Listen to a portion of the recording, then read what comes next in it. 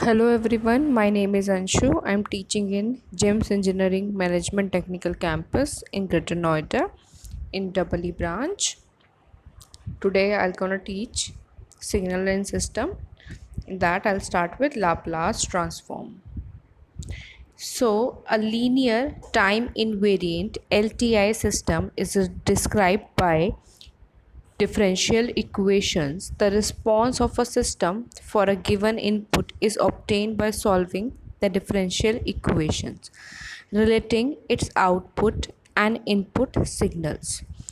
We know that the solution of higher order differential equation is quite tedious and time consuming compared to the solution of algebraic equation. So the Laplace transform is used to solve the differential equations.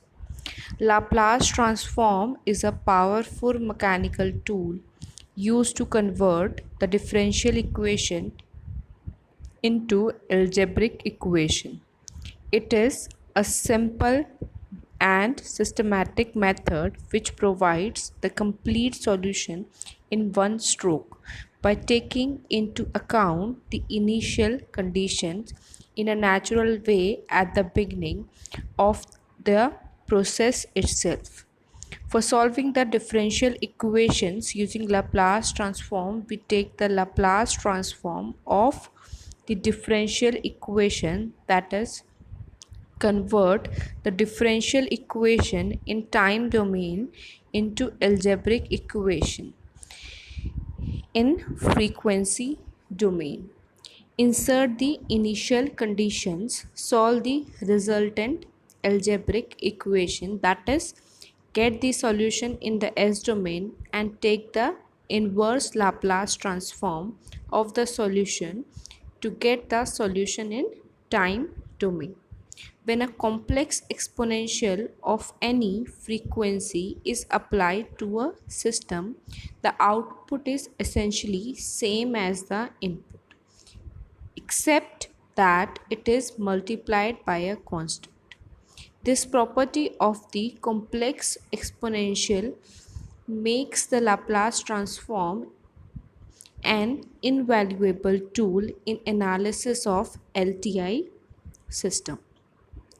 The Laplace transform of a time function f of t is defined as Laplace transform of f is equal to integration 0 to infinity e to the power minus st ft dt, where ft is the integrand, where s is a complex variable and is equal to s equal to sigma plus j omega. Here the operator L is called the Laplace transform operator, which transform the time domain function s f of t into the frequency domain function x of s. Now the Laplace transform as defined above with minus with 0 to infinity or 0 as the lower limit for the integral is called unilateral or one-sided Laplace transform. Now if the lower limit is minus infinity, then in that case it is called two-sided or bilateral Laplace transform. So we can classify Laplace transform as one-sided unilateral Laplace transform or two-sided bilateral Laplace transform. The difference between two is for unilateral the limits are 0 to infinity, and for bilateral the limit are minus infinity to infinity. Now clearly the bilateral and unilateral transform are equivalent only if x of t is equal to 0 for t less than 0, that is xt must be a causal signal. The signal xt and its Laplace transform xs is said to form a Laplace transform pair denoted by xt is the Laplace transform of xs.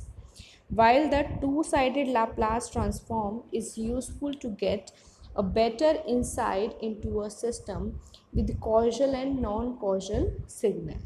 Now, the one-sided Laplace transform is very useful and practical with causal signal, where the signal is applied to a system at a particular point in the time, which can be conveniently taken as the time origin for t equal to 0. Thus, the one-sided Laplace transform comes in handy in solving differential equation with given initial conditions. Further, its region of convergence, that is ROC, is simple and unique for all the causal function. Hence, it is the one-sided Laplace transform which is used most often for solving the practical problem. Now, let's take an example. If ft is equal to 1, use the definition of Laplace transform. Then the Laplace transform 1 is given as limit t tending to infinity, limit 0 to t e to the power st, putting the value of ft as 1 dt. Now when we find the value of Laplace transform of 1, it will give us limit t tending to infinity e to the power minus st divided by minus of it, limit 0 to t. Now when you place the limit, so what we'll get minus 1 upon s limit t tending to infinity e to the power st minus 1.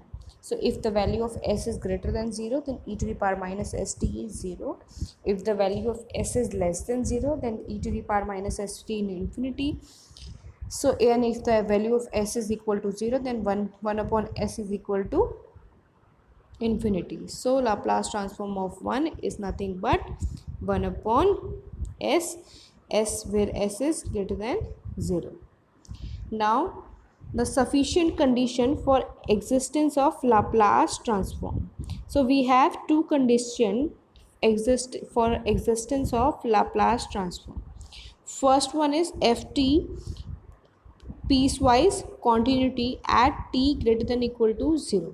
A piecewise continuity is simply one can write finitely many continuous functions.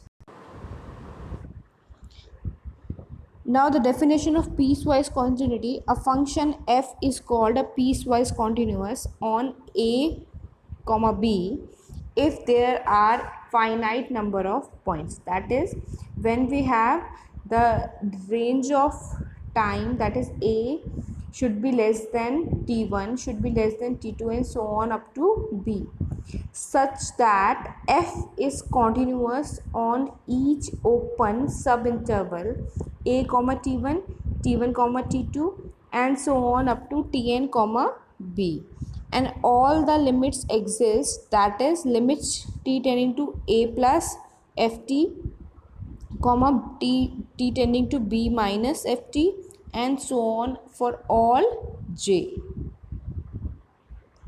So let's take an example. Discuss the piecewise continuity of ft equal to t 1 upon t minus 1. The solution ft is not continuous in any interval containing 1, since the limit t is plus 1 plus minus ft do not exist. So definition of exponential order, a function f is said to be exponential order a if there exist constant m and a such that for t not greater than equal to 0. Now ft should be less than or equal to m e to the power at for all t greater than equal to 0. A function is said to be exponential order a if the limit t tending to infinity e to the power at ft should be a finite quantity. Then it will be of exponential order. Now example of exponential order, the function ft is equal to e to the power t square is not an exponential order. Now by definition we know that limit t tending to infinity e to the power at should be a function, should be an f of t. So we have limit t tending to infinity e to the power minus at e to the power t of square. Now since limit t tending to infinity e to the power t minus a should is equal to infinity, that means the value, or it will depend upon the value of a, so the function is not a exponential order. So next is the properties of Laplace transform. Now we have certain properties that your Laplace transform obeys. Now in that, we first one is linearity. Linearity property says that C1 F1t plus C2 F2t is equal to C1 Laplace transform of F1t plus C2 Laplace transform of F2t. That means it obeys linearity as was, homogeneity as well as superposition principle. Now in this case, or we can write Laplace transform of summation k equal to infinity ak fkt is equal to summation k equal to 0 up to infinity ak Laplace transform of fkt. So for example, Laplace transform of cos omega t is given as e to the power omega t plus e to the power minus I omega t divided by 2. That means it is equal to half of Laplace transform of e to the power I omega t plus half of e to the power minus I omega t.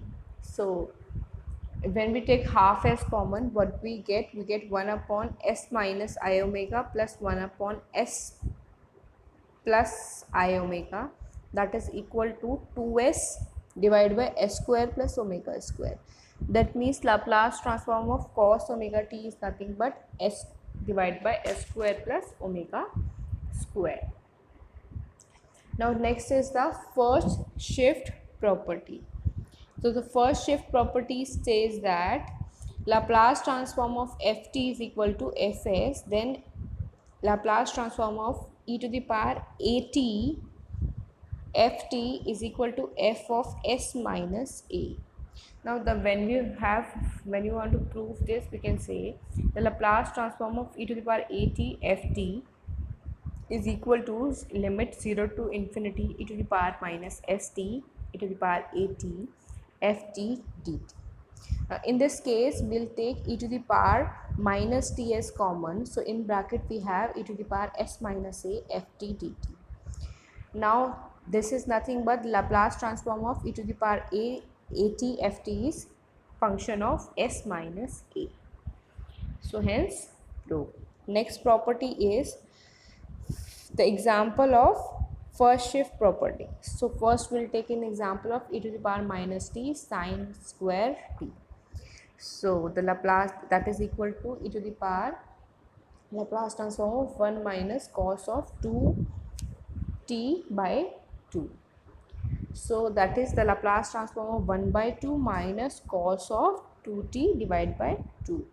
That is equal to Laplace transform of 1 minus half of Laplace transform of cos 2t. That is equal to half into 1 upon s minus half into s by s square plus 4.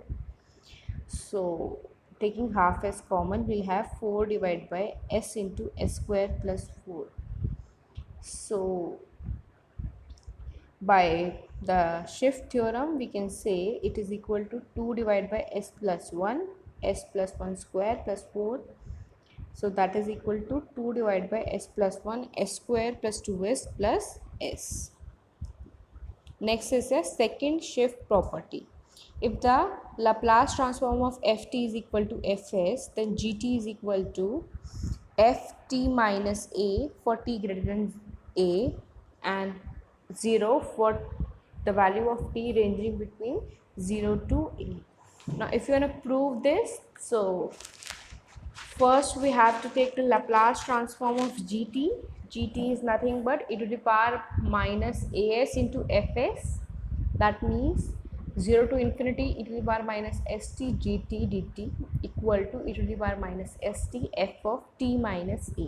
Now if we take t minus a as u, so u plus a is equal to, t is equal to u plus a and dt is equal to du. So by replacing these coefficients, we'll have e to the power minus s u plus a f of u d of u. So we'll get e to the power of sa f of s is equal to a. Now next we have example of second shift property. So if you take the example of second shift property, that is Laplace transform of gt, you need to find, and the value of gt is specified. So we know that the Laplace transform of t to the power n is equal to n is given by n factorial divided by s of n plus 1. So Laplace transform of t square is 2 by s cube. So e to the power minus s of 1 is into 2 by s cube is equal to e to the power s divided by into 2 by s cube. Since a is equal to 1, the Laplace transform of gt is e to the power minus s 2 by s cube. So thank you for today. Next I will discuss some more properties of Laplace transform.